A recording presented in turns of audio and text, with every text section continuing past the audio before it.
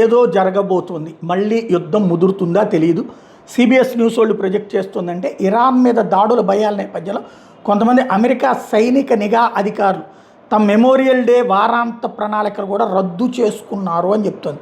విషయం ఇంకా తుది నిర్ణయం తీసుకోబోయినా ట్రంప్ ప్రభుత్వం అయితే మరో విడత సైనిక చేరికకి సిద్ధమవుతోందని నివేదిస్తోంది. ప్రభుత్వానికి సంబంధించిన పరిస్థితులు, అమెరికాకి సంబంధించి అమెరికా మీద నాకున్న ప్రేమ కారణంగా ఈ వారాంతంలో నా కొడుకు డాన్ జూనియర్ వివాహానికి నేను హాజరు కావడం లేదని ట్రంప్ తన ట్రూత్ సోషల్లో మెన్షన్ చేసుకొచ్చాడు. యుద్ధానికి తిరిగి వెళ్ళడం మీద ఆలోచిస్తున్న తరుణంలో ట్రంప్ ఇరాన్ మీద ఉన్నత సలహాదారులతో కూడా మీటింగ్ అయ్యారు. ట్రంప్ సహాయకుడు డాన్ స్కవినోనేమో ఇంకొక అడుగు ముందుకేసి ఒక B-2 బాంబర్ వీడియోను పోస్ట్ చేసుకొచ్చాడు.